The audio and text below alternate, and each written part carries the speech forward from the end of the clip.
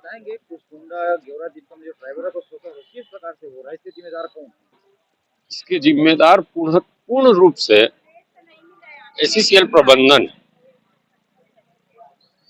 कारण इसलिए क्योंकि सूचना के अधिकार के तहत जब मैं जानकारी मांगा, जानकारी में ये बात खुलकर सामने आई कि जो मजदूर आधारित जो भी ठेका होता है, टेंडर होता है, जिसमें मजदूरों का संख्या ज्यादा होता है, उसमें ऐसा स्थिति था कि 53 लाख एक साल में मजदूरों का वेतन भुगतान करना था और 51 लाख में ठेकेदार ठेका उठाया था।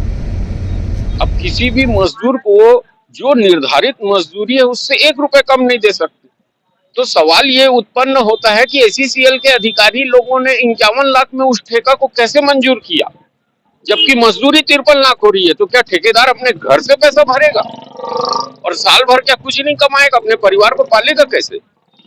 और ये स्थिति ड्राइवर नहीं, खदान में काम करने वाले जिनको एचपीसी का रेट मिलता है, उनके साथ में भी बहुत शोषण होता है। उनका 1300 वेतन है, आज 300 रुपए से ज्यादा कोई ठेकेदार नहीं देता है, चाहे केबल मैन के रूप में वो काम कर रहा हो या आग बुझाने के उस पर काम कर रहा हो। निजी ठेकेदारों के मजदूरों का जितना शोषण हो रहा है उसके पूरा 100% जिम्मेदार केवल और केवल एसीसीएल प्रबंधन। अगर प्रबंधन और प्रबंधन में बैठे अधिकारी अगर सक्रियता दिखाएं तो कभी ऐसा संभव नहीं हो सकता।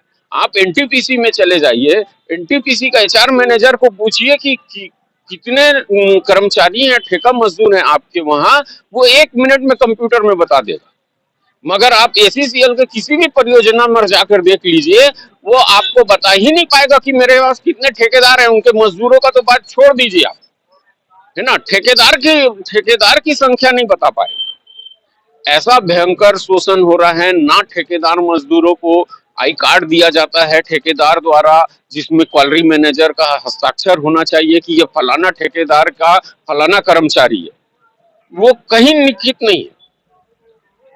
12 घंटा का जो पहले बहुत ज्यादा शोषण होता था, बाद में केंद्र सरकार बदलने के बाद में एक चीज ये हुआ कि बड़ी कंपनियां 8 घंटा काम लेने लगी, मगर छोटे ठेकेदार आज भी 12 घंटा काम लेते हैं।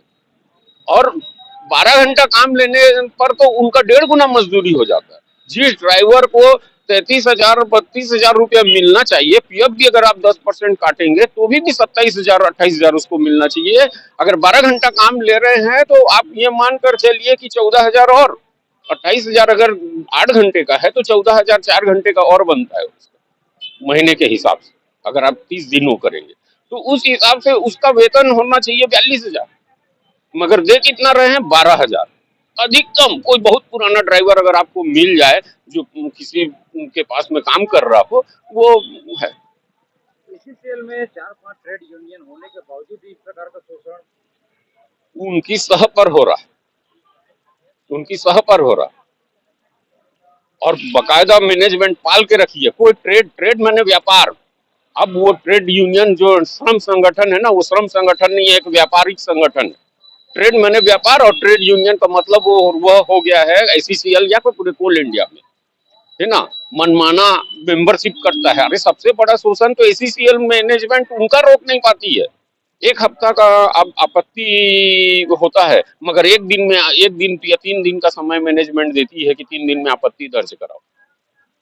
मजदूर लोगों का जो जो श्रम संगठन मजदूरों के मेंबरशिप की में धांधली कर रहा है, उससे आप अपेक्षा रखते हो कि वो निजी कर्मचारी निजी ठेकेदार के मजदूरों की रक्षा करेगा, कि उनका आर्थिक शोषण और सामाजिक शोषण को रोक पाएगा?